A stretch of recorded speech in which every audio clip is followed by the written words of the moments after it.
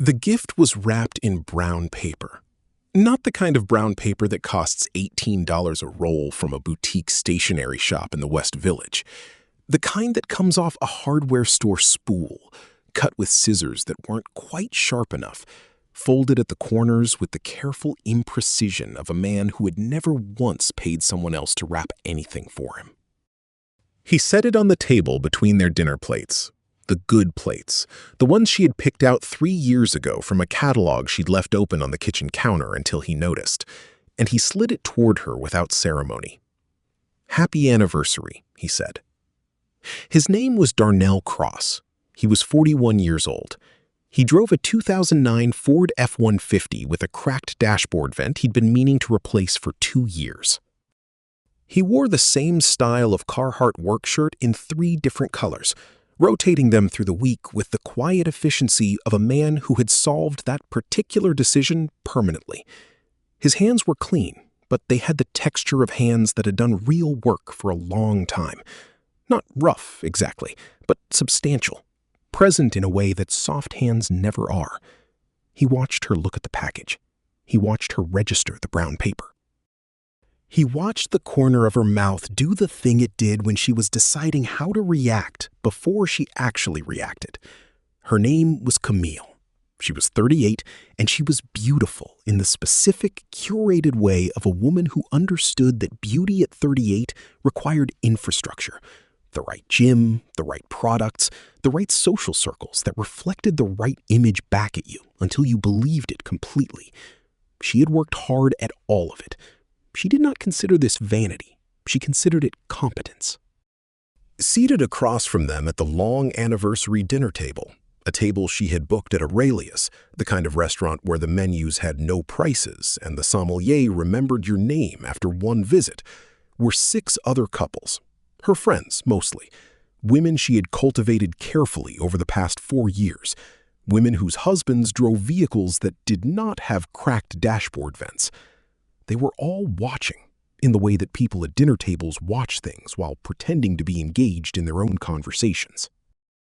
Camille lifted the package. She turned it once. She looked at the tape, the regular Scotch tape, not the satin ribbon from the boutique paper shop. She laughed. It was not a mean laugh. That was the thing about it that lodged deepest. It was not even a conscious laugh. It was the laugh of a woman who had forgotten, in that specific moment, to manage the distance between what she felt and what she showed. It was the laugh of someone who was genuinely, reflexively, helplessly amused by the gap between what she had expected and what she had received. "Brown paper?" she said. She said it to the table, not to him. She was already including her audience. He wrapped it in brown paper? The table responded the way tables respond when a beautiful, confident woman invites them into a joke. Soft laughter. The kind that is 2 parts social lubrication and 1 part actual amusement. One of the women, Priya, whose husband ran a private equity fund and wore watches that cost more than most people's cars, covered her mouth with her fingertips in that gesture that means, I shouldn't laugh, but I am. Darnell did not move. He sat with his hands flat on the table on either side of his plate, and he watched his wife laugh at the thing he had given her. And his expression was the expression of a man who has just received the answer to a question he had been holding for a very long time. Please let me know in the comments where you are watching today before we continue. I'm always fascinated by how far these tales can go.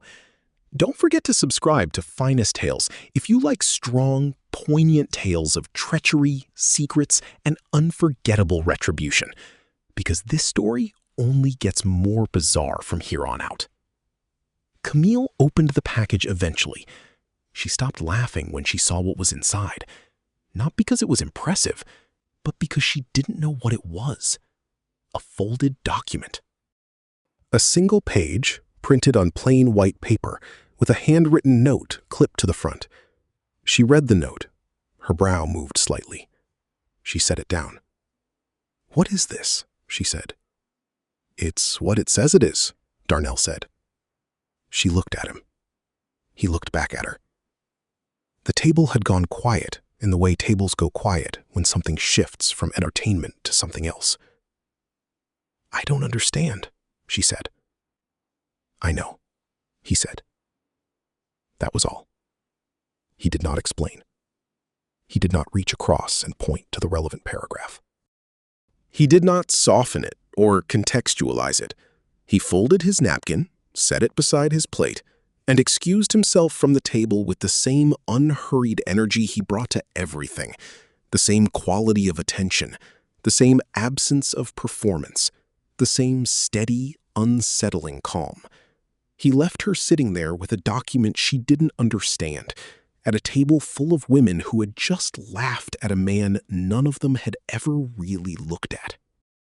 9 years earlier, Darnell Cross had been standing in line at a hardware supply warehouse on the south side of the city, holding a box of junction boxes and a coil of 12-gauge wire, when the woman behind him asked if he knew the difference between Romex and THHN. He turned around.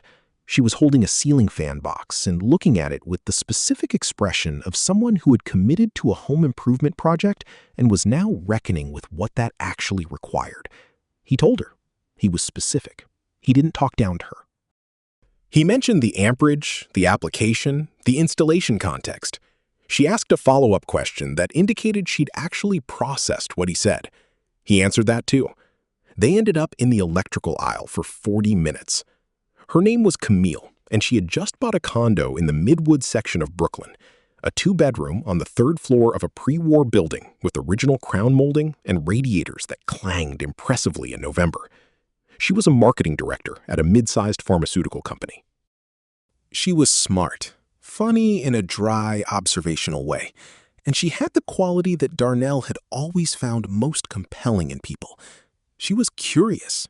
Not performatively curious, not asking questions to seem interested curious, actually curious. She wanted to know how things worked. He gave her his number in the parking lot. She called him 3 days later, which he later told her he'd respected. Not too soon, not a game. They dated for a year and a half before she met the version of him that existed outside the hardware store, and the dinner conversations and the slow, quiet evenings in his apartment in Flatbush. The apartment with the good coffee and the overstuffed bookshelves and the drafting table in the corner that she'd assumed was a hobby until she noticed the documents pinned above it and started reading them. "What is this?" she said. The same question she would ask 9 years later at Aurelius. The same genuine confusion. The same sense that she was looking at something she didn't have the context to decode. At the time, he told her, Darnell Reginald Cross had started his first LLC at 23 with $11,000 he'd saved working HVAC installation during summers and weekends through college. The company did electrical contracting, commercial and residential, but mostly commercial, mostly the kind of unglamorous mid-size projects that larger firms didn't want and smaller outfits couldn't handle. He was good at it, more than good. He had a specific talent for the logistics of complex projects, for understanding the sequence of dependencies that determined whether a build came in on time or didn't, and for being the person in the room who had already thought 3 moves ahead without needing to announce it. By the time he was 30, the contracting company had generated enough cash flow to allow him to do something he'd been thinking about for years. He started buying equity. Not stocks, not index funds, actual equity. Small positions, mostly. 5% here, 3% there. The kind of stakes that don't require board seats and don't show up in news articles and don't require any kind of public profile at all. He was disciplined about it, methodical. He looked for companies with solid fundamentals, real cash generation, and founders who were good operators, but not particularly good at structure. He would take a small position, sometimes offer operational consulting, sometimes just watch. He kept everything in a holding company, Meridian Cross Capital Partners LLC, that existed in no press release and no LinkedIn profile and no business card he had ever handed to anyone at a dinner party.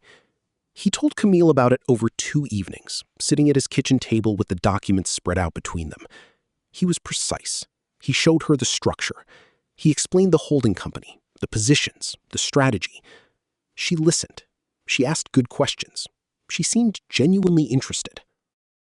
At the end of the second evening, she said, "So you're not actually an electrician." "I'm an electrician who also owns things," he said. She smiled at that.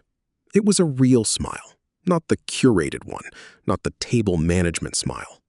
The one that reached her eyes. "Why don't you tell people?" she said. He took a moment before he answered.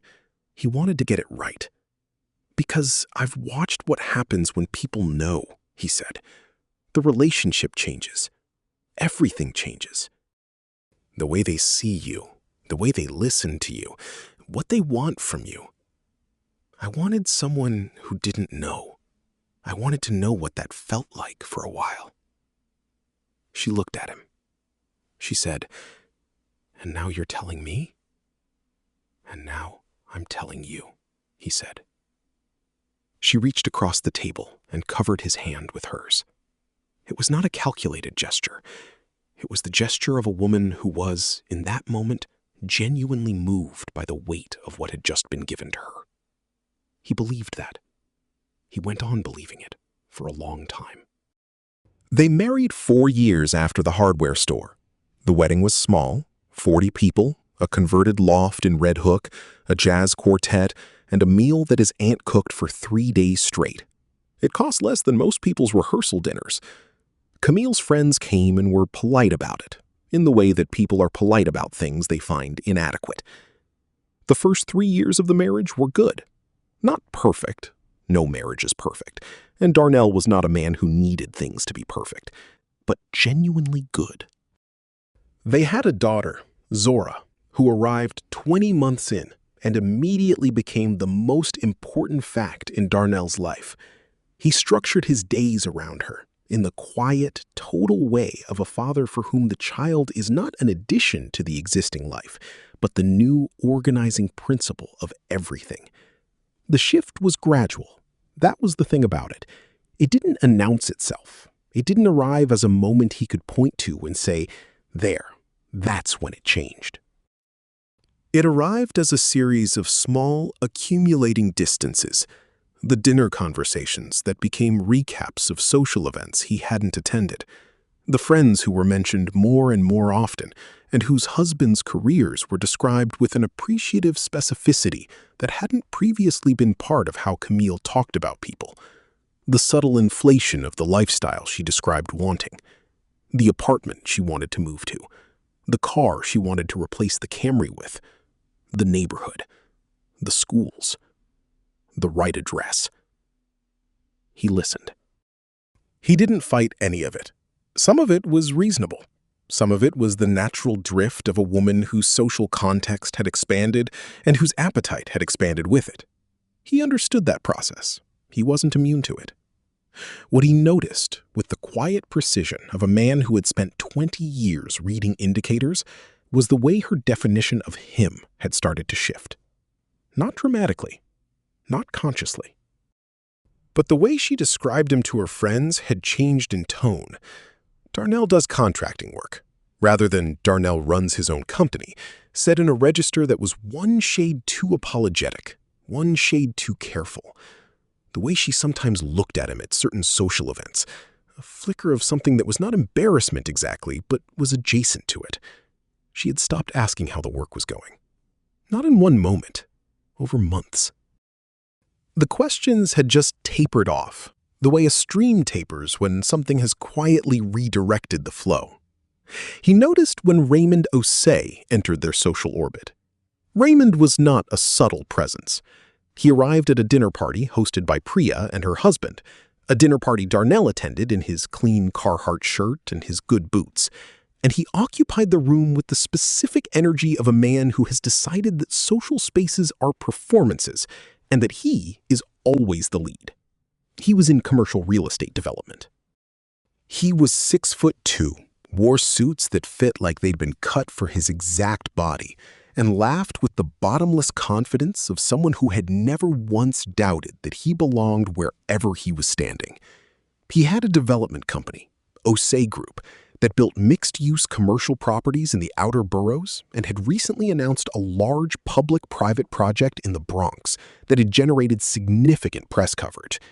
He was on the board of 2 charitable foundations. He gave a toast at Priya's dinner party that was half speech, half performance, and received applause that was half genuine, half social transaction. He looked at Camille for exactly the length of time a man looks at a woman when he has decided she is interesting and wants her to know it. Darnell watched. He did not say anything. He did not shift in his chair or tighten his jaw or do any of the things a man does when he is threatened. He watched with the same quality of attention he brought to reading financial documents, the kind of attention that produces clear, reliable conclusions without requiring any kind of emotional turbulence to get there. He already knew everything he needed to know about Raymond Osei.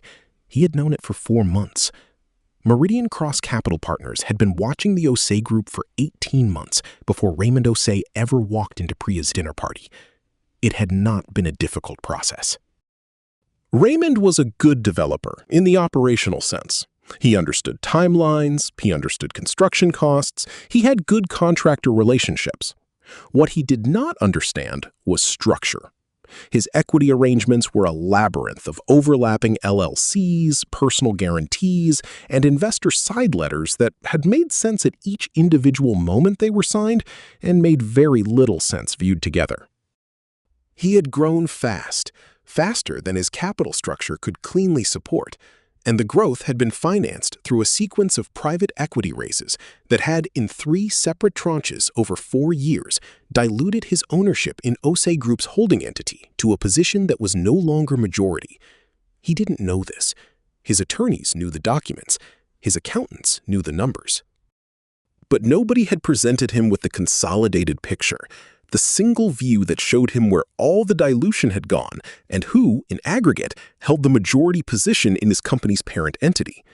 The dilution had gone, in careful increments over 18 months, to Meridian Cross Capital Partners. Darnell owned 51.3% of the holding entity that controlled Osei Group. He had never attended a board meeting. He had never sent a letter. He had never introduced himself to Raymond Osei's management team, or spoken to Raymond's attorneys, or done anything at all that would put his name anywhere near Raymond's business. He had simply watched and waited and held. He told exactly one person, his attorney, a quiet, methodical woman named Dorothea Ames, who had been his counsel since he was 28 and who had the professional stillness of someone who had heard everything and been surprised by none of it. "You're waiting to see something," she said, when he called her from the parking lot of Priya's dinner party, walking slowly toward his truck. "I already saw it," he said. A pause. "When do you want to move?" she said. "Not yet," he said. "I want to be sure." "Sure of what?" He looked back at the lit windows of the house. Through the glass, he could see the shapes of people in the warm interior light. "Sure of who she is," he said. The anniversary gift had taken him 3 weeks to prepare, not the document inside.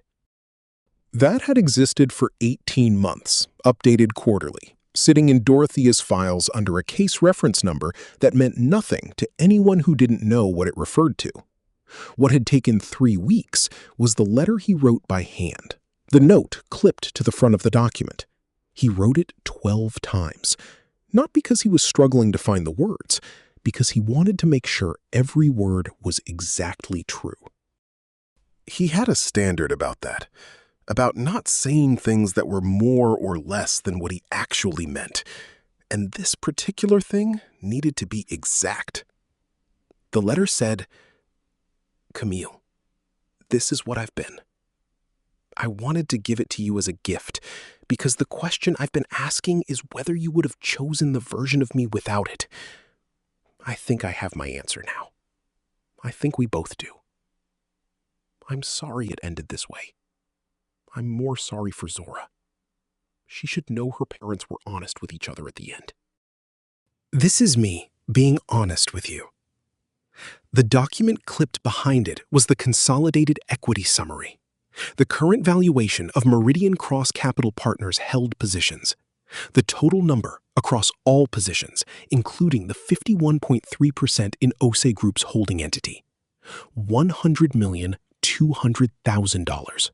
Rounded. Camille did not call him that night. She came home at 11:30, and he was in the kitchen with a cup of tea, and she stood in the doorway of the kitchen, holding the document and the letter, and she looked at him with an expression he had not seen on her face before. Not anger, not grief, something more complicated than both. "You've had this," she said, "this whole time." "Yes," he said. "And you never told me." "I told you 9 years ago," he said. "I told you I owned things. The scale changed. The principle didn't." She sat down at the kitchen table. She set the document on the surface between them like a piece of evidence. She looked at it. She looked at him. "Raymond," she said. Not a question. "I know who he is," Darnell said. "I've known for a while." A long silence. "What does that mean?" she said. "It means I know who he is," he said. He stood up. He rinsed his cup. He put it on the drying rack. "I'm going to check on Zora," he said. "You should get some sleep." She did not stop him. She sat at the kitchen table with the document for a long time after he went upstairs. 3 weeks later, she moved into Raymond's penthouse apartment in the financial district.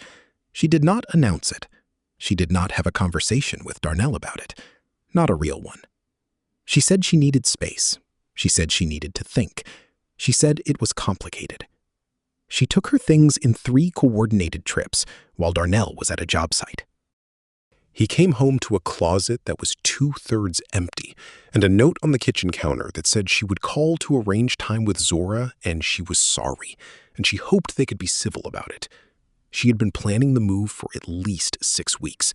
The apartment was already furnished. Raymond had had his people handle it.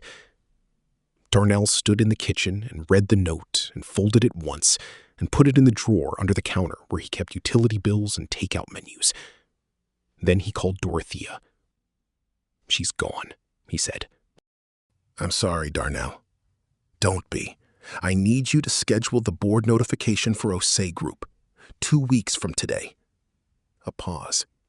"Are you sure you want to move now? We could wait."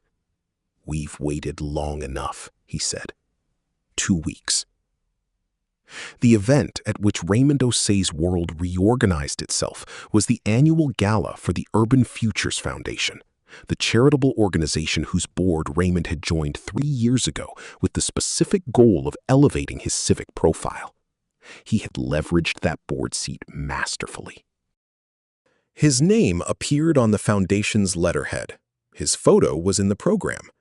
He had pledged $150,000 to this year's gala, which was being held in the grand ballroom of the Arden Hotel in Midtown, with 400 guests and a headline speaker who was a former United States Secretary of Housing and Urban Development. Raymond had worked hard on this room. Every person in it represented either a relationship he had cultivated, a deal he had facilitated, or a piece of the civic identity he was constructing around himself. Politicians, developers, journalists, the kinds of people whose regard he had been purchasing for years, one carefully orchestrated gesture at a time. Camille was on his arm. She wore a gown the color of champagne, a specific, deliberate choice, the kind of dress that announces arrival. She had spent 2 hours preparing for this evening. She was impeccably turned out.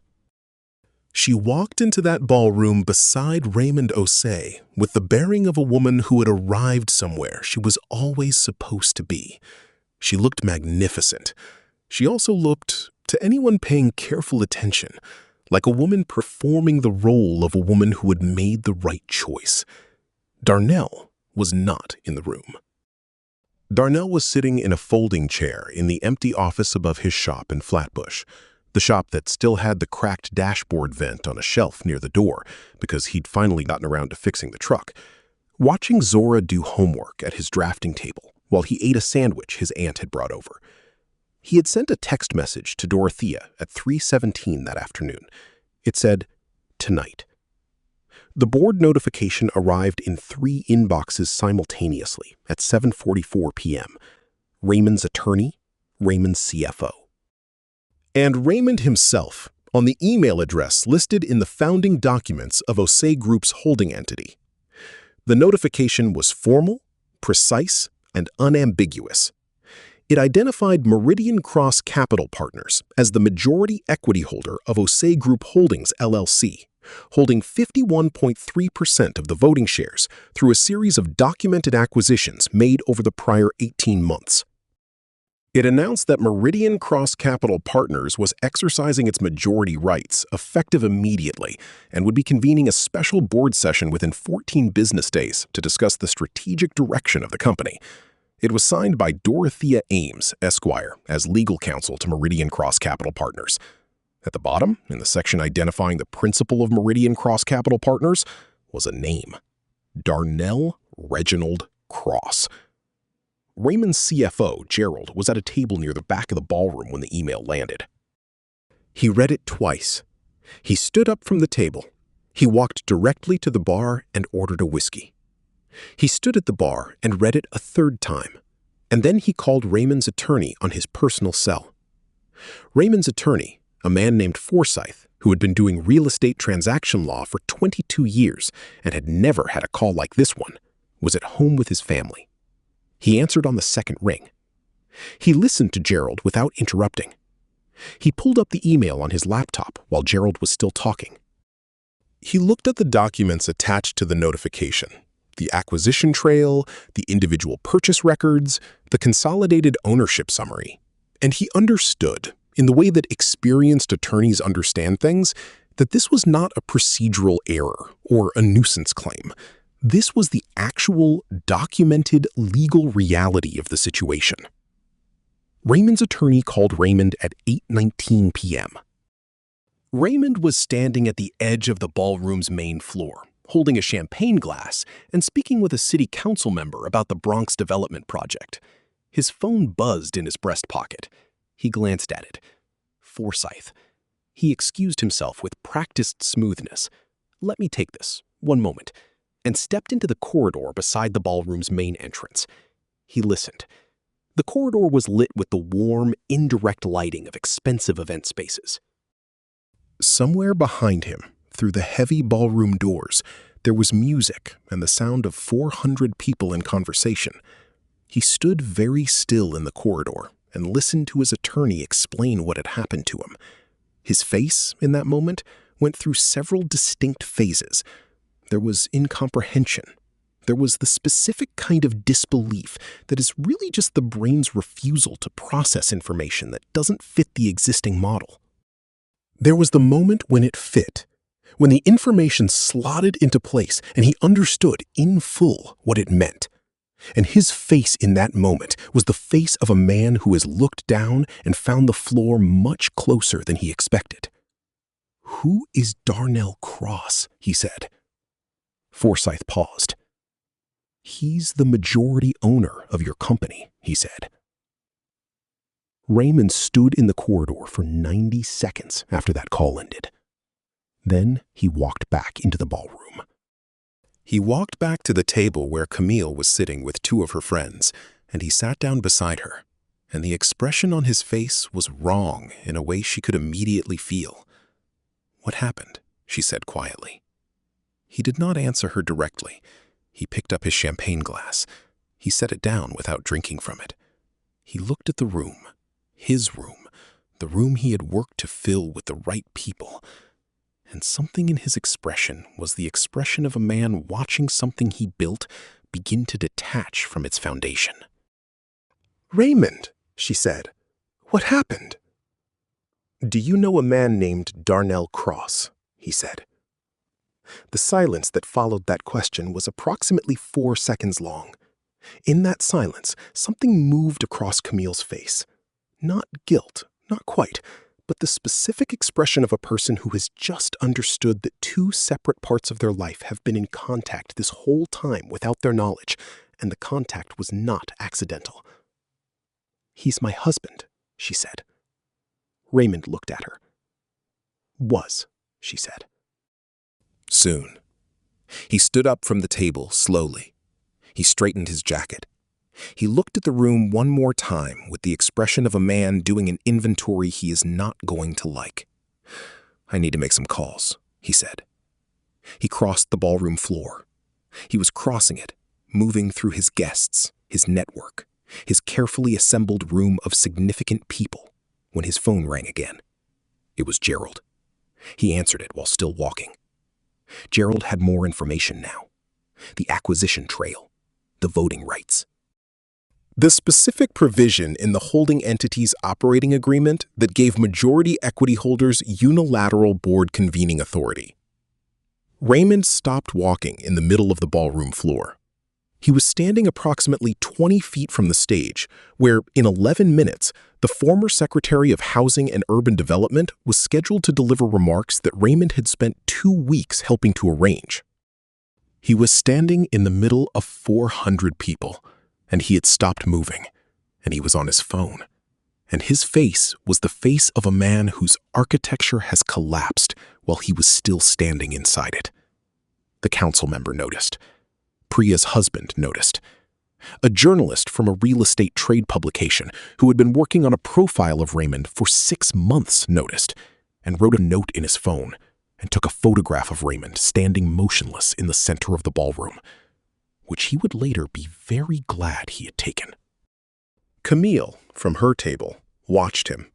She had her champagne glass in her hand, and she was watching Raymond stand frozen in the middle of the room, and the expression on her face was the expression of someone who is arriving, slowly and then all at once, at the understanding of what the brown paper package had actually been.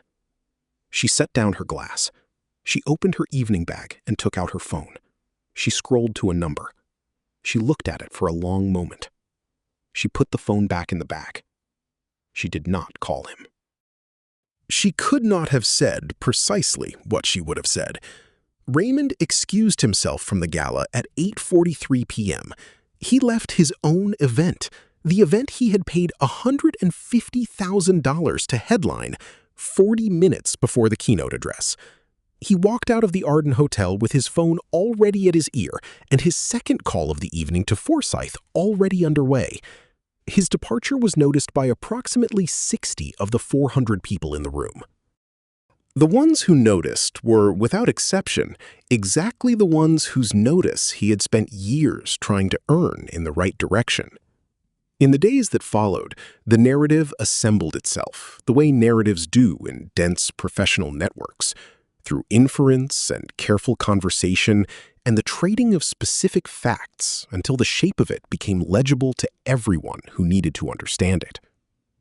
What the room understood by the following week was that Raymond Osei's company had a majority owner he had not known about. That the majority owner was a man who had been quietly acquiring his company's equity for 18 months. That this man was the husband of the woman Raymond had publicly appeared with at his own foundation's gala.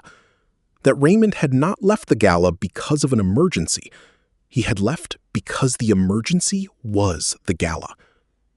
The Bronx Development Project's city liaison requested a preliminary meeting with Osei Group's new controlling stakeholder. The meeting was scheduled.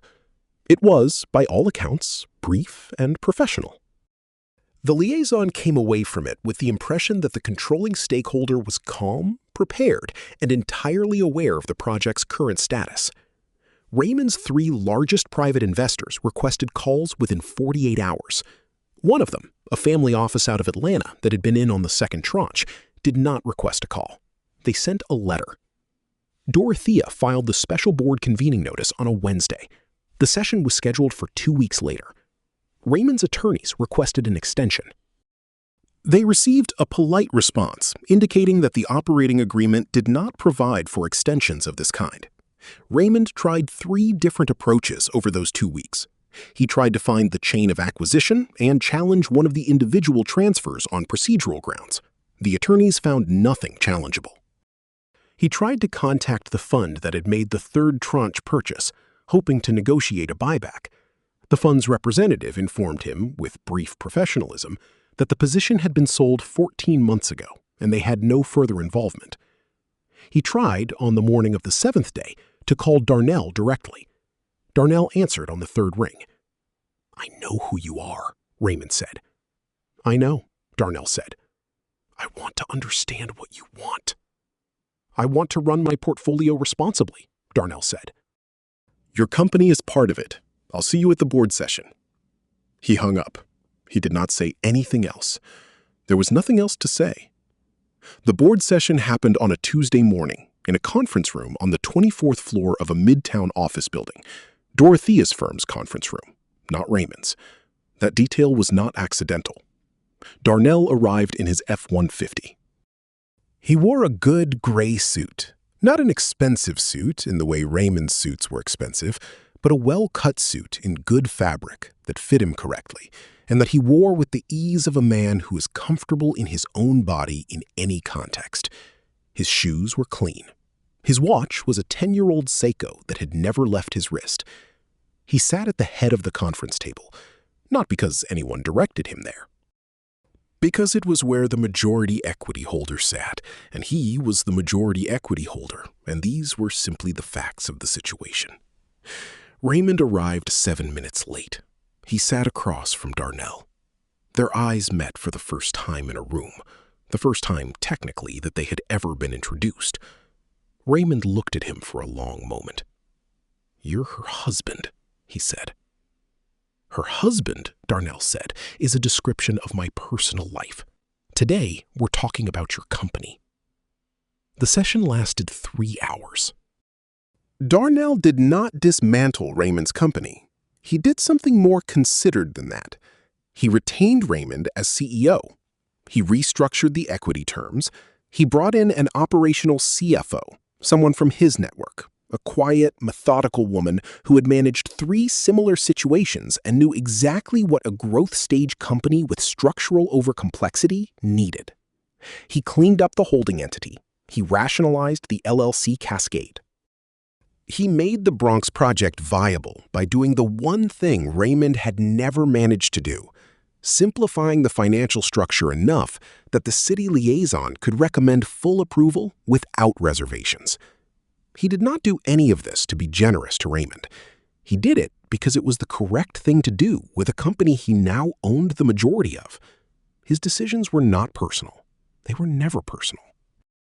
That was the thing Raymond Osei could not quite understand about him, the thing that kept Raymond, in those early months, slightly off balance in every conversation they had. He had expected punishment. He had expected the kind of aggressive restructuring that was really displacement wearing a business suit. He had expected, in short, a man who was using his position to execute a personal grievance. Darnell was not doing that. Darnell was running his portfolio responsibly. That, somehow, was worse. 6 months after the board session, Raymond Osei was still the CEO of Osei Group. He was running a leaner, better-structured company under a governance arrangement he had not designed and could not change. He attended board sessions chaired by the man who had been married to the woman he was no longer seeing. He produced quarterly reports reviewed by the same man. He did his job. He was genuinely a good operator, and he did it under conditions that reminded him every day of exactly how far his miscalculation had extended. The press coverage faded. The initial story, reported with some care by the real estate trade journalist who had taken that photograph on the night of the gala, had been read widely enough within the development community to change the texture of Raymond's reputation. He was still a known name. He was no longer the specific kind of known name he had worked to become. The editorial board of the foundation's annual report quietly moved his photo from the front section to the donor acknowledgments page. One of his speaking invitations, a real estate symposium at Columbia, was rescinded with a politely worded email. He called fewer people. Fewer people returned his calls with the same speed they used to. The champagne lifestyle had not collapsed, but it had developed around its edges the specific texture of something that is being maintained through effort rather than momentum. Camille did not go back to Raymond's penthouse after the night of the gala. She had her own apartment now, a rental in Carroll Gardens, a 2-bedroom that was clean and bright and considerably smaller than the penthouse, because she had rented it on her own salary, which was the salary of a marketing director, and not the floating lifestyle of someone adjacent to a man with Raymond Osei's apparent means. The apparent means, it turned out, had been partly structural, the kind of means that required a specific company valuation and a specific social context to sustain. Without those things, the penthouse and the galas and the tailored suits were still present, but they were present as the artifacts of a position that had become more complicated to maintain. She had friends, fewer than she'd had before, not because they'd abandoned her dramatically, but because the social infrastructure that had connected her to Priya's circle and the gala world and the specific latitude of people whose regard she had cultivated was tied to proximity to Raymond's status, and that proximity had reorganized itself. Priya still called. The calls were shorter, the invitations were less frequent. It was not hostility. It was the quiet arithmetic of social networks recalculating who was adjacent to what. She and Darnell were working through a divorce that was civil and careful and managed almost entirely by attorneys. He was not difficult. He was never difficult. He made Zora available. He was generous with time. He was precise and fair about the financial arrangements. He was exactly the man he had always been. Steady, unhurried, uninterested in performance. She saw him twice a week at custody exchanges. He drove the F-150. The cracked dashboard vent was gone. He'd finally replaced it. She noticed that. She didn't know why it mattered. There was one conversation. It happened on a Tuesday evening in October, 4 months after the gala, in the parking lot outside Zora's school after a parent event. They had both attended. They were still doing that, showing up together for Zora, sitting on opposite ends of the same row of folding chairs with the careful spatial arrangement of 2 people managing a situation. In the parking lot afterward, Zora went to the car with her grandmother, Darnell's aunt, who had driven separately, and Darnell and Camille were left standing near his truck in the October air. She said, "Why didn't you just tell me?" He looked at the middle distance for a moment. Not away from her, just at the neutral ground that a person looks at when they are choosing their words with the care the moment deserves. Then he said, "Because I wanted someone who loved the version of me that didn't have it. And I needed to know, before I told you the truth, whether you were going to be that person. The gift was the question. You answered it." She looked at him. The parking lot was quiet. The October air had the specific clarity of autumn evenings, cool and still and slightly charged, the kind of air that makes conversations feel more serious than they might otherwise. "I didn't know it was a test," she said. "I know," he said. That was the point. He unlocked the truck. He stood with his hand on the door. "I'm sorry for the part that was mine to be sorry for," he said. "Keeping the scale from you, that wasn't fair. You deserve to know the full picture. I should have told you before we got married." "That's on me." She nodded. She was very still. "Zora's good," he said. "She's going to be good. Make sure you tell her that every day." He got in the truck. He pulled out of the parking lot with the same unhurried, steady quality he brought to everything. She stood and watched until the truck turned onto the street and was gone. Darnell Cross was in the garage at 9:30 on a Saturday morning, a different garage now, a bigger one, attached to a house in Crown Heights that he'd bought 8 months ago and was slowly making his own, when Zora came in from the backyard carrying a stick she had decided was important and needed to be kept somewhere. "Dad," she said. "Yeah," he said. "Why is this room so messy?" "Because I'm working on something." She considered this. She found a spot on a low shelf and placed the stick there with great deliberateness. "Okay," she said. "I'm going inside." "All right," he said. Tell Auntie I'll be in for lunch." She went. He watched her go, small and certain, with the confident stride of a child who has never been given a reason to doubt that the world is manageable. And then he turned back to the workbench. He was replacing the distributor cap on a '67 Chevelle he'd found at an estate sale the previous spring. It had no business running as well as it did when he got it. With some work, it would be better. He had the parts laid out in their specific order on a clean cloth. He reached for the first one. Outside, the October sun was full and warm. He worked in it without hurry, without urgency, without any of the agitation that might be expected of a man whose wife had just left him for a man he had just unmade, in a process that had been methodical and legal and completely devoid of anger from the first day to the last. He worked with the quality of attention that had always defined him, the attention of a man for whom the thing in his hands deserves to be done correctly, whatever it is. His phone was on the shelf, face down. It did not ring. He did not need it to. The question the journalist had published, in a long, careful piece that ran 4 months after the gala and was shared widely in the development community, had been answered, officially, by no one. But the piece itself had posed it clearly, near the end, in the way that good journalism poses questions. The man who controlled Osei Group had been, by all accounts, invisible. He drove a truck. He ran a contracting business, he attended his daughter's school events, and brought sandwiches from his aunt's kitchen to a drafting table in Flatbush. He had held the majority position in Osei Group for 18 months before exercising it. He had the document, the consolidated equity summary, the legal authority, the full picture, ready long before he used it. The question the people who knew the story kept asking was, why wait? Why not move earlier? What was he waiting for? The answer, when you understand it, is not complicated. He wasn't waiting for the right moment to win. He already knew he was going to win. He was waiting to see who the people he loved really were. That's not strategy. That's something older than strategy. The question that lingers, the one that doesn't resolve cleanly when the screen goes dark, is not about Darnell. His choices are legible.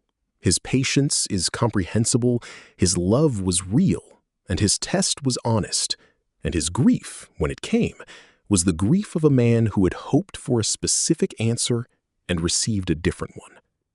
The question that lingers is about the laugh.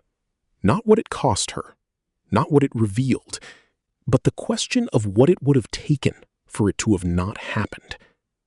The laugh was not a decision.